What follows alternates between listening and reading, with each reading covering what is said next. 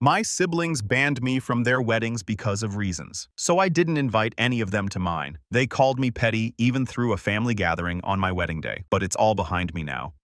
Growing up, I was always the little one. My siblings Mike, Chris, Rachel, and Josh were all so much older than me that sometimes I felt like I was part of a different family. By the time I was old enough to start forming memories, they were already moving out, going to college, or starting their adult lives. It was like I was an afterthought, a weird tag-along they had to put up with. But even so, I loved them. When you're the youngest kid, you look up to your older siblings like they're heroes. I thought Mike hung the moon when I was little. He was the cool oldest brother who could do no wrong. Chris was quieter and more serious, but I still adored him. Rachel was my big sister, the one I always hoped would let me into her life and show me how to be like her. And Josh, the baby of the older ones, felt the closest to me in age, but even he kept me at arm's length. The first time it really hit me how I didn't matter to them was Mike's wedding. I was 10 years old. 10 is that weird age where you feel old enough to be included in grown-up things, but still young enough to be treated like a child. When Mike and his fiancée Sarah announced they were having a child-free wedding, I assumed that didn't mean me. I wasn't some random kid who would throw food or scream during the vows. I was his sister. I still remember the day my parents sat me down. I'd been so excited I even asked my mom if I could wear one of her necklaces for the big day. That's when she said it. Mike and Sarah are having an adults-only wedding, Emily. You're not going to be able to come. I stared at her for a second, trying to process. But I'm not like other kids, I said, trying to reason with her. I'll be quiet. I promise. She patted my head like I was some kind of puppy. It's just for adults, sweetie. You'll understand when you're older. I didn't understand at all. I cried in my room for hours. Mike was my brother, and I wanted to see him get married. I wanted to be there to watch Sarah, who I already thought of as my sister, walk down the aisle. But instead, my parents left me with a babysitter.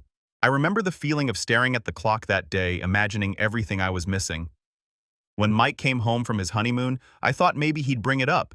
Maybe he'd say he was sorry I couldn't come or tell me some funny story from the wedding, but he didn't. He acted like I wasn't even a part of it, like I wasn't even worth acknowledging.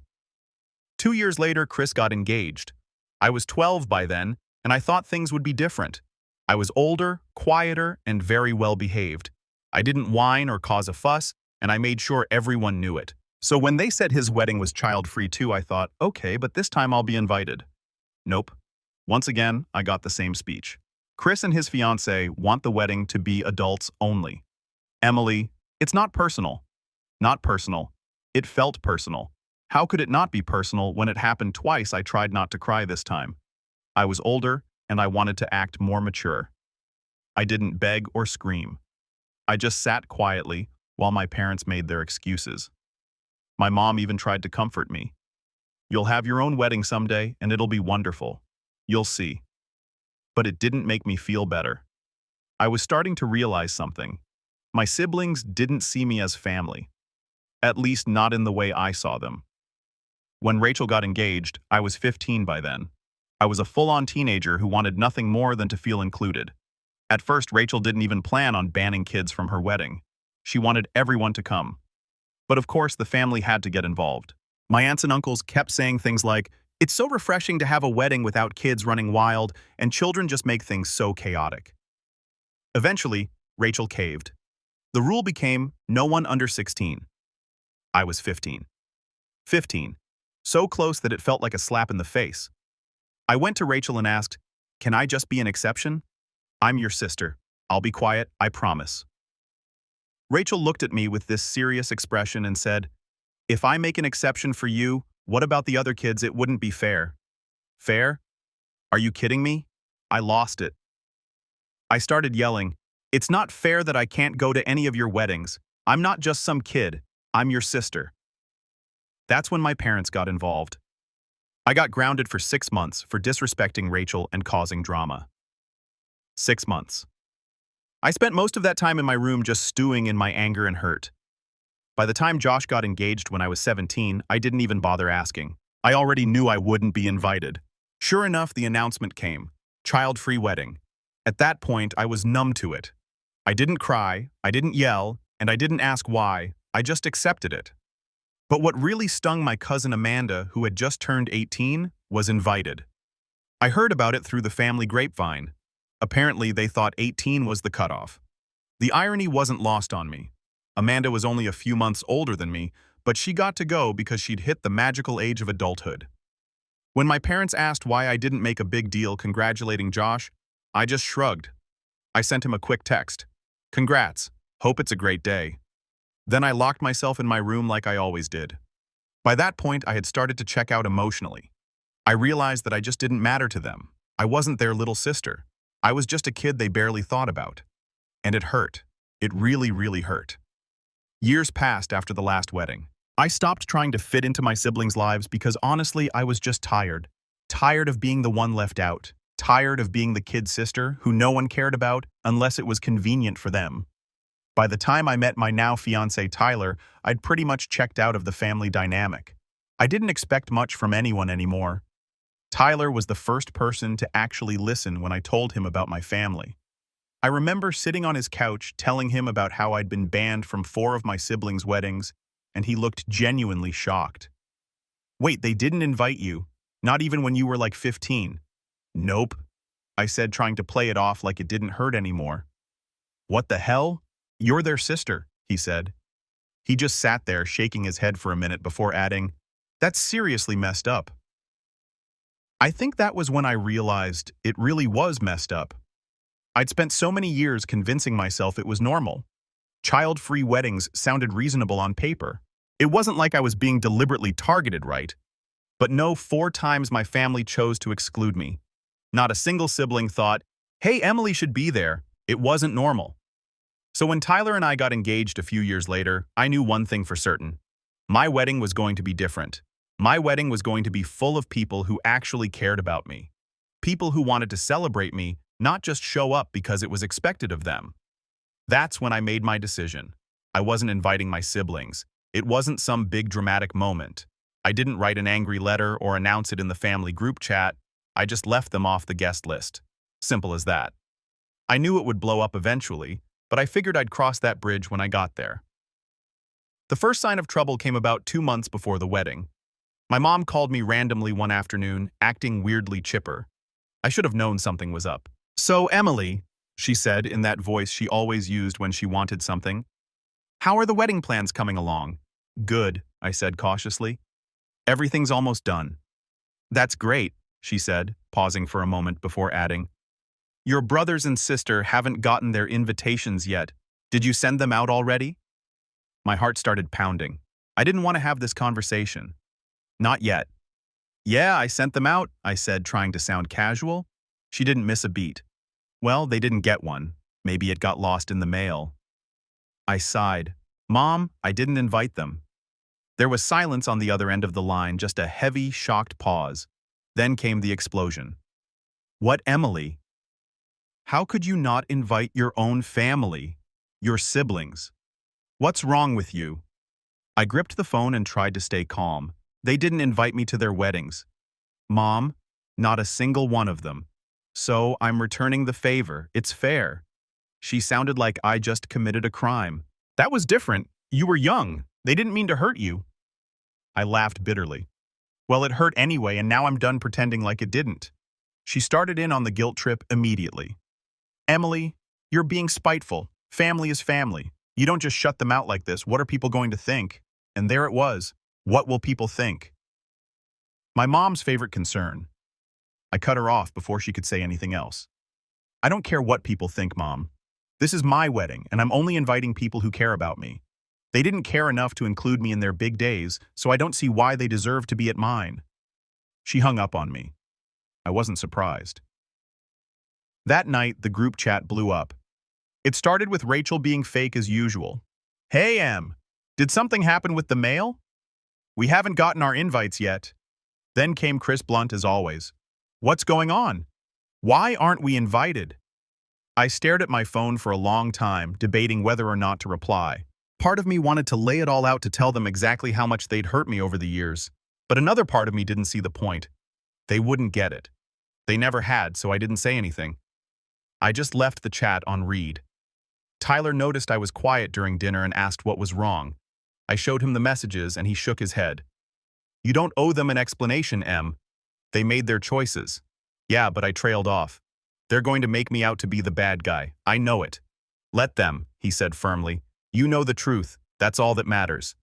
The next day, my parents showed up at my apartment unannounced. I didn't even have to ask what they were there for. My mom came storming in the second I opened the door. What are you thinking, Emily? Not inviting your own siblings to your wedding? What kind of person does that? I tried to stay calm even though my patience was wearing thin. Mom, I told you they didn't think I was important enough to include in their weddings, so I'm not including them in mine. My dad finally spoke up, his voice stern. You're being childish, Emily. You're holding on to something that happened years ago. That's when I snapped. I was a child when they did it, Dad. I begged to be at their weddings and they all shut me out. Don't talk to me about being childish when I was the one left crying at home 4 times. They didn't know what to say to that. My mom looked like she was about to cry, but I didn't let her guilt me this time. You can keep defending them if you want, but I'm not changing my mind. If they cared about me, they would have shown it back then. They left furious and frustrated. Over the next few days, the messages from my siblings got nastier. Chris called me selfish. Rachel said I was ruining the family. Josh didn't even bother sugarcoating it. You're being petty, Emily. Grow up. I didn't reply to any of them. I didn't need to explain myself anymore. Tyler hugged me one night while I was scrolling through their messages and said, I'm proud of you, for standing up for yourself. And for the first time, I felt proud of myself too. After the first round of family drama, I expected things to die down. I figured they'd grumble to each other for a while, maybe complain to some distant cousins, and then move on. That's how things usually went when my family didn't get their way. But I underestimated just how big of a deal they were going to make this. It started small. Rachel, of course, couldn't resist posting a passive-aggressive status on Facebook. Family is forever, even when some people forget what that word means. I rolled my eyes so hard, I thought they might get stuck. Tyler was scrolling next to me on the couch, and when I showed him the post, he shook his head. What is she 14? Oh, basically, I muttered, trying to brush it off. I told myself it didn't matter. I knew the truth and I knew I wasn't doing anything wrong, but it still bugged me.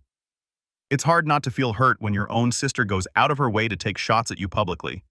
It didn't stop there. Over the next few days, little jabs started showing up in our extended family group chat. I'd muted it a long time ago, but Tyler still checked his phone one afternoon and said, Emily, you might want to see this. The messages were flying. Rachel, it's so sad when family starts prioritizing petty grudges over love. Chris, I just don't understand. I thought we were better than this. And then Mike, good old I'm the eldest and I know best, Mike decided to take his shot. I never realized how much bitterness you've been holding on to, Emily. It's really sad you're ruining relationships over something that happened years ago. I stared at the screen, my blood boiling. They didn't get it. They still didn't get it. They made it sound like I was blowing a minor issue out of proportion, as if they hadn't spent my entire life excluding me. I wanted to reply. I wanted to type out every single thing they had done and make them see how hypocritical they were being. But I knew better. Arguing with them would just give them more ammunition. They'd spin my words into me being dramatic or unstable or whatever else they wanted to say to avoid taking responsibility. Instead, I did the one thing they never expected. I left the group chat. That night, my mom called me. I knew she'd heard about the group chat incident because she jumped straight into yelling the second I answered. Emily, what is wrong with you? Hi, Mom, I said flatly. Don't start with that attitude, she snapped. Do you know what you've done? Your siblings are heartbroken. You're destroying this family. Heartbroken? I laughed bitterly. They ignored me my entire childhood, but now they're heartbroken. Give me a break. You're being so spiteful, she said. You've always been like this, holding on to grudges and making everything about you? That's when I lost it. I'm the one holding grudges. I was 10 when Mike got married. 10? I cried because I wanted to be there and you all told me I didn't matter enough to be included. And it didn't stop there. It happened again and again and again. I begged to be at Rachel's wedding and she told me no because it wouldn't be fair. That was years ago, she said dismissively. Yeah, and I'm still living with the way it made me feel. You all decided I wasn't important enough back then. Why should you suddenly get a front row seat to my life now? She didn't have an answer to that. Instead, she tried to flip the script. This isn't about the weddings, Emily. This is about you pushing everyone away because you're bitter. Tyler's probably encouraging you, isn't he? I groaned. Mom, stop blaming Tyler. This has nothing to do with him. This is about me finally realizing I deserve better than to be treated like I don't matter. Her voice softened like she was trying to play the concerned mother. Emily, you don't understand. Family is all you'll have in the end. Friends and partners come and go, but your family is forever. No, I said firmly. Family is supposed to care about you. They're supposed to love and support you. That's not what you've been to me. She started crying. Big dramatic sobs that I knew were more about guilt, tripping me than anything else. You'll regret this one day, Emily, she said through her tears. You'll see. I don't think I will, I said quietly before hanging up. Over the next week, things got worse. I blocked Rachel and Chris on social media because I couldn't take the constant snide comments. My mom called Tyler twice, apparently hoping to talk sense into him. He didn't answer. Then Mike sent me a long email. Yes, an actual email about forgiveness and family unity. He even had the nerve to quote some Bible verse about letting go of anger. I didn't respond. Tyler and I sat down one night, and I vented about everything. It's like they're determined to pretend I'm the problem. They don't see how messed up it is that they ignored me for years and then flipped out when I finally stood up for myself. You know what it is, Tyler said? They're not mad that they weren't invited. They're mad that they don't get to control you anymore. That hit me like a punch to the gut. He was right. My whole life, my family had treated me like an afterthought, like someone they could dismiss whenever it suited them. But now that I was doing something for myself, something they couldn't control, they couldn't handle it. They'll get over it eventually, I said, though I wasn't sure I believed it. And then Tyler said something that really stuck with me. Maybe they will, maybe they won't, but either way, it's not your problem. He was right. For the first time, I realized I didn't owe my family anything. Not my time, not my attention, and certainly not an invitation to my wedding. A week later, my dad sent me a short, guilt-laden text. Emily, your mom isn't doing well. She's really upset about all of this. Maybe you could reconsider. I stared at it for a long time before replying. Maybe she should have thought about that before ignoring all those years. I hit send, then blocked his number. For the first time in a long time, I felt free. The weeks leading up to my wedding were a strange mix of excitement and tension. On one hand, I was thrilled to finally marry Tyler and have the day I'd been dreaming of since I was a kid. On the other hand, the drama with my family still lingered like an unwelcome guest. My parents had stopped calling me directly, probably because I'd blocked my mom's number after her last meltdown, but that didn't stop other people. I hadn't spoken to my aunt in years, so I was immediately suspicious when her name popped up on my phone. I answered, and she got right to the point. Emily, honey. I don't understand why you're making such a big deal out of this, she said in her sweet but condescending tone. Family is family.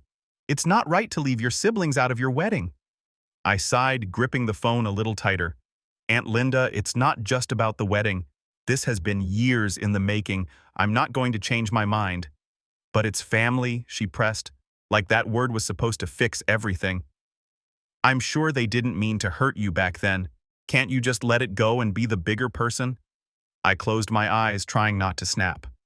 Being the bigger person doesn't mean letting people walk all over you. It's about knowing when to put yourself first. There was a pause on the other end, and I could hear her sigh dramatically. Well, I just hope you don't regret this one day. You're going to miss your family, and they won't be there. I didn't say anything. I just hung up.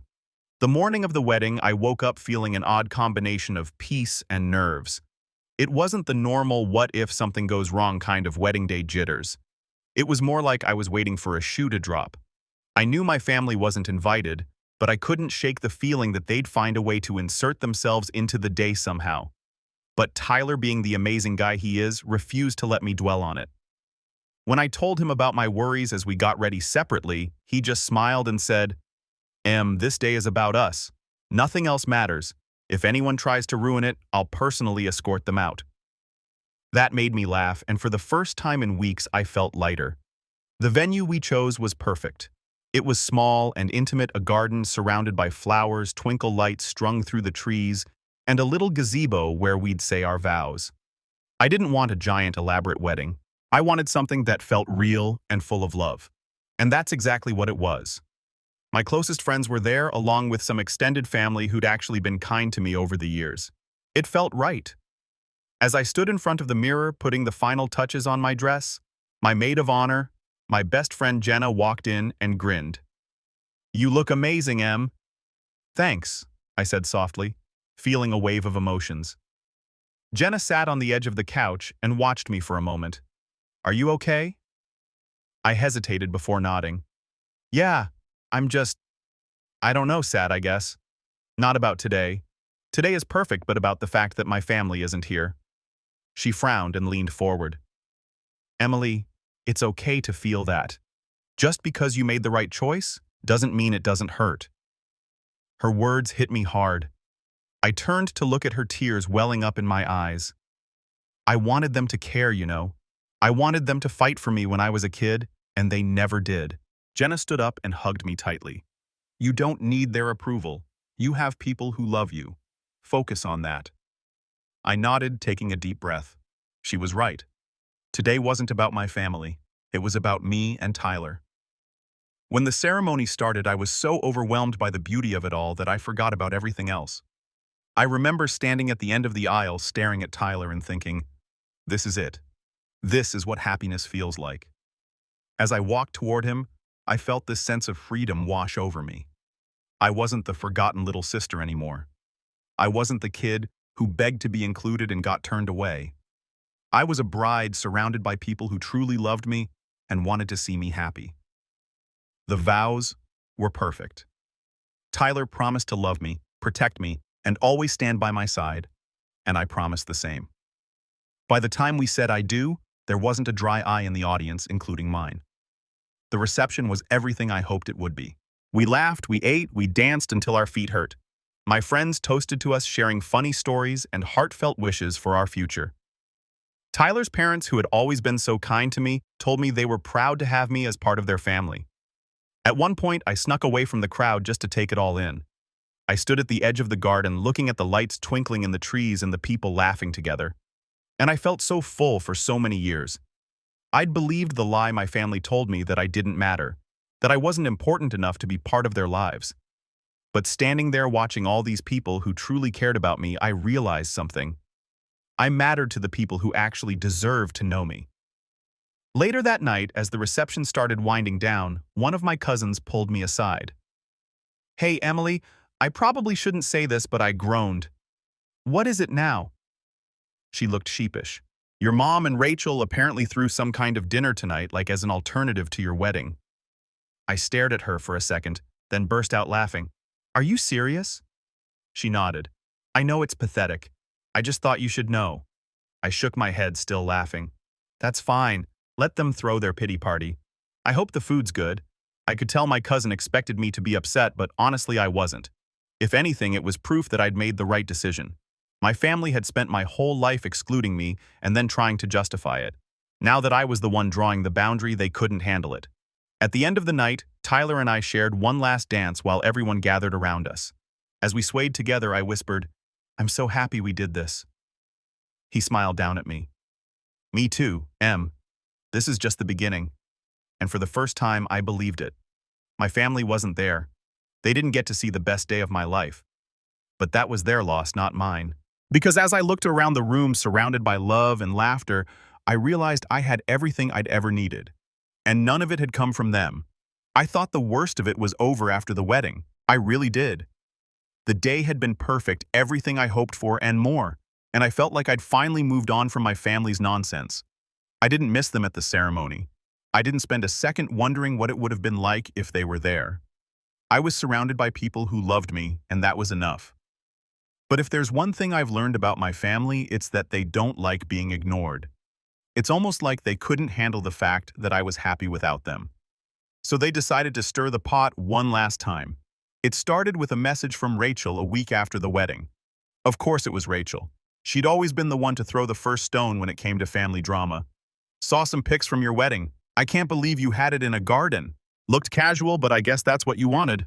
I stared at the message, stunned. She couldn't even pretend to be nice. It wasn't enough for her to just leave me alone. She had to find something to criticize. I was tempted to reply with something snarky, something about how her wedding might have been fancier, but at least mine wasn't full of fake smiles and people who didn't care about me. But I stopped myself. I didn't owe her a response. A few days later, I started getting messages from extended family members I hadn't heard from in years. Apparently, Rachel, Mike, and Chris were on some kind of campaign to paint me as the villain.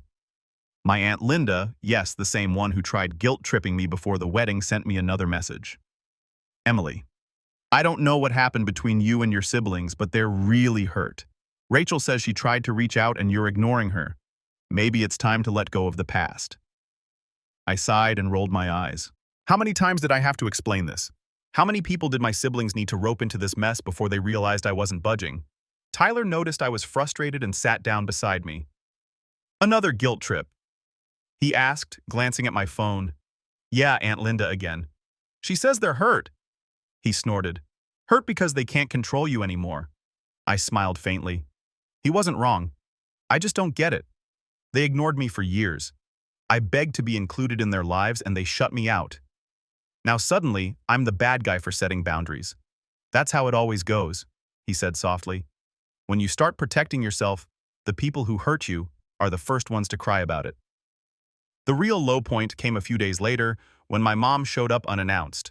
It was a Sunday afternoon, and Tyler and I were having a lazy day, making brunch in pajamas, laughing over burnt pancakes. We heard a knock at the door, and I froze. I just knew it was her. Sure enough, I opened the door to find my mom standing there looking as dramatic as ever.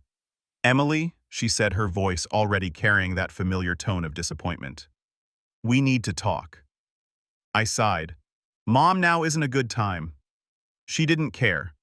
She pushed the door open slightly, trying to step inside. Tyler appeared behind me, gently putting his hand on my shoulder for support. Emily, please, she continued. This has gone far enough. Your siblings are devastated. Devastated. Do you really think this is how family should act? I clenched my jaw and kept my voice calm. You don't get to show up here and lecture me, Mom. I invited the people who care about me to my wedding. They didn't make the cut, and that's their fault, not mine. Her face fell into that familiar look of disbelief, like she couldn't comprehend how I could possibly stand up to her. You don't mean that. They love you, Emily. They're your family. No, Mom, I said, my voice firm. They're not. Family doesn't make you feel small. Family doesn't leave you out when you're a kid and then demand to be part of your life when it's convenient for them. I spent my entire life trying to prove I mattered to them, and they never cared. I'm done. She blinked, stunned into silence for once. I could tell she wanted to argue, but Tyler stepped forward, his voice gentle but strong. I think it's time for you to leave, he said simply. My mom looked between the two of us, her face a mix of anger and sadness. You'll regret this, Emily, she said, her voice soft now, like she was delivering a prophecy. You'll miss us one day and we won't be there. I met her eyes unflinching. No, Mom, I won't.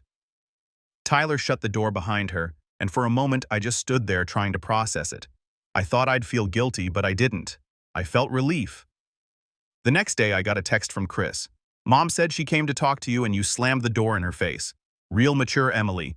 You've turned into someone I don't even recognize. I read the message aloud to Tyler, who shook his head. Block him. You don't need that. And I did. One by one, I blocked every sibling and relative who decided to pile onto the guilt train. I realized something important that day. I didn't owe them my time, my energy, or even an explanation. For years, they made me feel invisible. Now I was taking control. The weeks that followed were quiet. For the first time in a long time, without the constant messages and passive-aggressive comments, I finally felt like I could breathe. Tyler and I focused on settling into married life, decorating our little apartment, and planning our future. One night, we sat on the couch watching some cheesy movie, and Tyler turned to me. Do you regret it at all, not having them at the wedding? I thought about it for a moment before shaking my head. No, I thought I would, but I don't. I spent so long trying to earn their approval. And for what, I don't miss them. I don't miss feeling like I'm not good enough. He smiled and squeezed my hand. Good. You deserve better. And he was right. I did deserve better. A month after the wedding, I got one final picture. This time, it was from Rachel's number, sent through a different phone since I'd already blocked her. You've destroyed this family, Emily. I hope you're happy. I stared at the screen for a second before deleting the message. I didn't even feel angry anymore. I just felt done because I was happy. For the first time in my life, I wasn't chasing their approval. I wasn't begging for scraps of love and attention. I was surrounded by people who cared about me, and that was enough. It always has been.